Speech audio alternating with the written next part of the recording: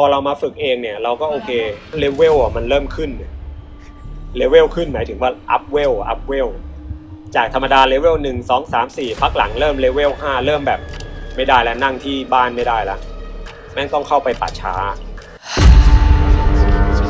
ครั้งแรกเลยที่ไปนั่งเนี่ยคือในถ้ำ2 รูที่สระบุรีและถ้ำนั้นน่ะก็ไม่เค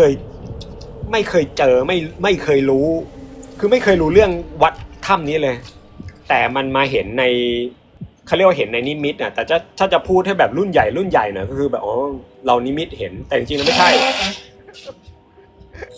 คือมันหลับในสมาธิแล้วมันเห็นคือนั่งสมาธิแล้วแบบเราไม่ใช่ว่าจะนั่งแบบดิ่งไปอย่างเดียวมันนั่งแล้วบางทีมันเคลิ้มหลับแล้วมันก็เห็นภาพเป็นถ้ำที่ถ้ำเล็กๆมี2 รูเราก็เนี่ยจำได้ว่าอยู่แค่สระบุรีนี่แหละในนิมิตนะ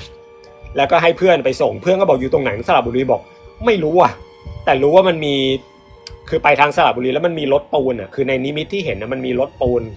นั่นแหละทางเข้ามันตรงนั้นแล้วมันก็จะมีถ้ำ2 รู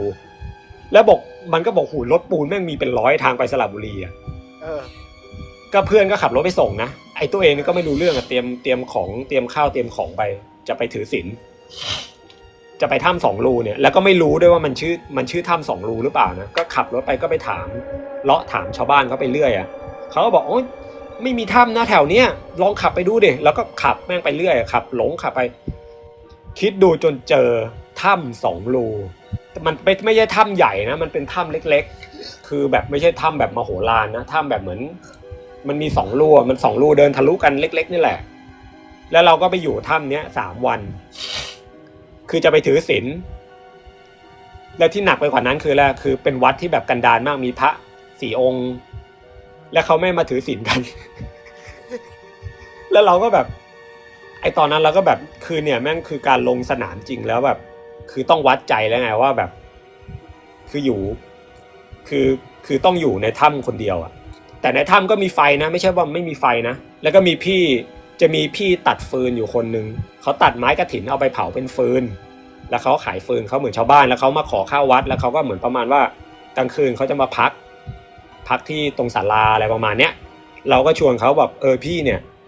ไปนอนถ้ำด้วยกันบอกอุ้ยไม่ไปแล้วใครจะเข้าไปในถ้ำกลัวจะตายเราก็บอกแม่งจะเข้าไปอยู่ในนั้นยังจะมาขู่กูอีกอะไรประมาณเนี้ยไม่เข้าไปหรอกพี่ไม่เข้าไปหรอกเข้าไปเลยท่านเขาเรียกเราท่านก็เข้าไปเลยนู่นนี่นั่นอะไรประมาณเราก็แบบเอาว่าไหนมาแล้วอายแบบอายพระอุตส่าห์ไปบอกว่าเดี๋ยวผมจะมาคือตอนเช้าไม่น่ากลัวใช่ป่ะพระก็บอกอยู่ได้โยมอยู่ได้ครับไม่เป็นไรนั่นโยมก็ไปอยู่แล้วกัน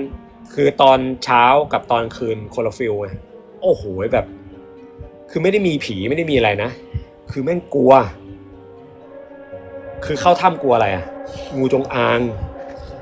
เชื่อไม่มีงูจงอางก็วะหรือมันมีงูเห่าวะคือจิตมันหลอนไงว่าแบบว่ามันจะมีนู่นมีนี่มีนั่นอะไรประมาณเนี้ยไอเราก็แบบเอาว่าแม่งไหนมาแล้วเราก็ทำอะไรไม่ได้เราก็กางมุ้งเราอยู่ในถ้ำนั่นแหละแล้วเราก็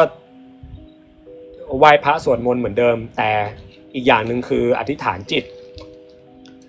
ว่าเนี่ยข้าพเจ้าชื่อนี้นามสกุลเนี้ยมาถือศีลอยู่ที่ถ้ำเนี้ยคือสิ่งศักดิ์สิทธิ์เนี่ยเจ้าป่าเจ้าเขาเนี่ยให้โมทนาบุญกับเราด้วยนะอย่า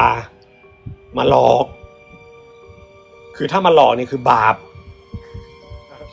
มากคือคนมาถือศีลแล้วมึงมาหลอกเนี่ยคือบาปมากอะไรประมาณเนี้ยความหมายนะคือขู่ไว้ก่อนว่าถ้ามาลองดีกับกูไม่ได้คนเก่งไม่ได้คนอะไรนะถ้ามาหลอกแล้วกูอยู่ไม่ไหวกูวิ่งออกไปเนี่ยคือมึงจะบาปมากๆเลยท่านก็จะบาปมากๆเลยนู่นนี่นั่นอะไรประมาณเนี้ยแล้วก็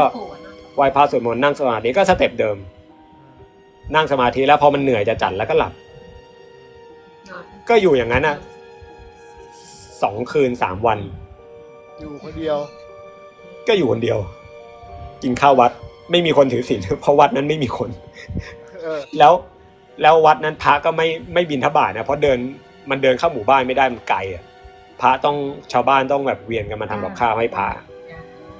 ก็ได้ไปฝึกสมาธิตัวเองที่ถ้ำนั้นคือถ้ำแรก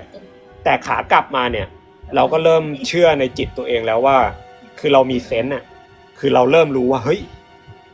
เราแม่งมีเซนส์ด้วยเพราะว่าเราเห็นถ้ำที่มันมี2 รูแล้วเรามาเจอสถานที่จริงแล้วมันเป็นถ้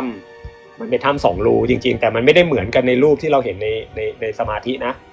แล้วเราก็ไอ้ก่อนกลับมาคืนสุดท้ายเนี่ยเราก็นั่งสมาธิอยู่แล้วเราก็หลับในสมาธิเหมือนนั่งเสร็จปุ๊บพอมันเคลิ้มปุ๊บบางทีจังหวะมันหลับมันมีเด็กคนหนึ่งเด็กผู้หญิงใส่ชุดธรรมดานะใส่ชุดแบบคิตตี้น่ารักอะไรวะเด็กคือเด็กโตแล้วเด็กประมาณสัก6 7 8 ขวบนี่แหละถือหัวโขนแล้วยื่นให้เราตอนนั้นเราไม่รู้อะไรนะไม่รู้แบบองค์นู้นองค์คือเราไม่รู้จักเทพมากเพราะเราไม่ค่อยสนใจอะ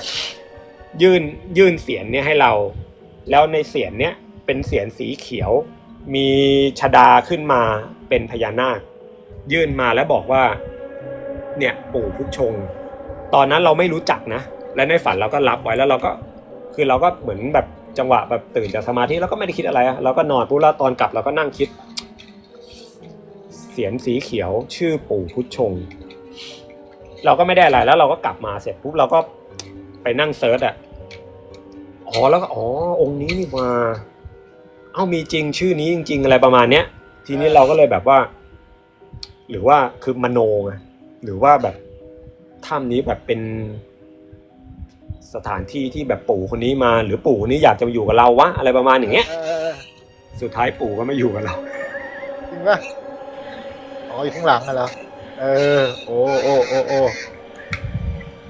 แล้วเราก็ไปบูชาปู่เนี้ยเอามาไว้กับเราก็มีแนวคิดว่าเราไปถือศีลแล้วเหมือนแบบว่าจิตเราเขาไปแบบไปสื่อถึงกันแล้วเขาจะแบบเหมือนมาร่วมบุญกับเรามานู่นนี่นั่นอะไรประมาณเนี้ยเราก็ไปมโนในเรื่องนั้นเนี่ยแล้วเราก็กลับมาบ้านแล้วเราก็คือพอเราบูชามาแล้วเราก็ต้องไหว้พอไหว้เสร็จแล้วเราก็เริ่มรู้แล้วเฮ้ยเราแม่งมีสิ่งศักดิ์สิทธิ์ที่แบบองค์เนี้ยมาดูแลเราก็จะยิ่งแบบจะยิ่งกลัวบาปมากขึ้นและไม่กล้าทำบาปมากเพราะว่าเฮ้ยสิ่งศักดิ์สิทธิ์มาอยู่กับเราอย่างเงี้ยคือข้อดีนะนั่นแหละแล้วเราก็ค่อยๆอัพเวลไปอีกเราก็ไปนั่งในป่าที่จังหวัดเลยข้างลาวเลยเป็นป่าแบบอยู่หลังวัดนะคือเราจะอาศัยวัดเราไม่กล้าไปป่าเปล่าๆเรากลัวเดี๋ยวเสือมาแดกเอาคือยังไงโดนผีหลอกเนี่ยคือผีอยู่ในวัดเนี่ยเข้าใจปะคืออย่างน้อยมันยังมีแบบคือไม่หลอกกูตายมันไม่หลอกเราเอาตายอย่างน้อยมันยังต้องแบบเฮ้ยไม่ได้เกรงใจเจ้าวาดเกรงใจพระพุทธเจ้าอะไรประมาณนี้เอาหลอกเอาพอแบบจิตเอาพอให้แกสะดุ้งเล่นๆอะไรประมาณเนี้ยแล้วเราก็ไปอยู่ที่วัดเนี่ยแหละข้างหลังวัดก็เป็นป่า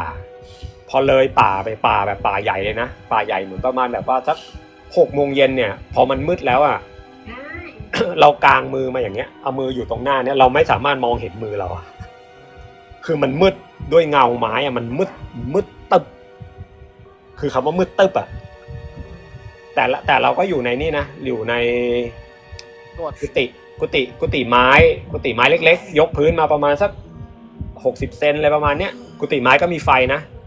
นั่นแหละแล้วเราก็นั่งอยู่ตรงนั้นในกุฏิไม้เล็กๆก็นั่งอยู่ในป่าลมก็พัดก็นั่งสมาธินี่แหละแล้วก็แบบเดี๋ยวเสือแม่งมาปะวะหรือว่างูแม่งมาวะคือนั่งสมาธิคือจิตเราคือจิตเรามันจะอย่างที่บอกหลับตาแล้วมันจะเห็นเยอะคือถ้าเราไม่มีสติเนี่ยจิตเรามันก็จะแบบเดี๋ยวงูมาเดี๋ยวเสือมาหรือว่าหมีวะเฮ้ยหรือว่าเสียงนู่นมันเป็นเสียงน้ำป่าวะชิบหายน้ำป่ามาทำไงวะเนี่ยอะไรอย่างเงี้ยคือจิตมันก็จะหลอนเรื่อยๆแล้วก็นั่งต่อสู้กับจิตเราเนี่ยพอเรามีสมาธิแล้วก็เฮ้ยไม่เราก็ตัดไปแล้วก็พุทโธไปเรื่อยๆพอเราเผลอจิตเรามันจะหลอนอีกแล้วพอเผลอมันก็จะดึงเหมือนจิตเรามันก็กระโดดไปเรื่อยๆเลยแหละแต่ถามว่านั่งคือไอ้ตอนนั้นมันก็เป็นปีๆนะเราก็นั่งสมาธิหลายเป็นปีแล้วคือมันเริ่มมีสิ่งพิเศษที่มันอยู่ในที่มันออกมาจากตัวเราเองแล้วไอ้ความพิเศษพิเศษหมายถึงว่าเหมือนอาจารย์มันก็ต้องมีของดีของพิเศษใช่ป่ะไอ้เราก็เริ่มรู้แล้วว่าไอ้พวกร่างทรงที่เราไปหาเวลามันเจอหน้าเราแล้วมันบอกมึงทะเลาะนู่นนี่นั่นมึงนู่นนี่นั่นอย่างเงี้ยเราเริ่มเห็นแบบนั้นเฮ้ยแต่เราไม่ได้เห็นด้วยตานะเราเห็นด้วยจิตยังไงเหมือนตัดต่อกด Ctrl A นึกภาพออกปะ มันเป็นทางลัดมาปุ๊บเห็น คือมันจะเป็นอย่างนั้นอ่ะมันจะเป็นแบบมันจะปิ้งขึ้นมาในจิตเราว่าแบบอันเนี้ยจะต้องเป็นแบบเนี้ยเดี๋ยวคนเนี้ยเดินมาเนี่ยสมมุติเราเห็นหน้าคนเนี้ยเดินมาเดี๋ยวมันจะต้องพูดอย่างเนี้ยกับเรา แต่มันไม่ได้เห็นโอ้โหทะลุปูโป่งนะคือมันเห็นคือตอนนั้นมันเริ่มเห็นพอให้เรารู้ว่าแบบเฮ้ยแม่งมีจริงเนี่ยเข้าใจปะและที่มันหนักไปกว่านั้นคืออะไรรู้ป่ะเราเริ่มสัมผัสพลังงานน่ะ ยังไง เคยเห็นหมอปลาป่ะ เออ หมอปลาเวลาแบบ เวลามันเจอผีแล้วมันจะชอบ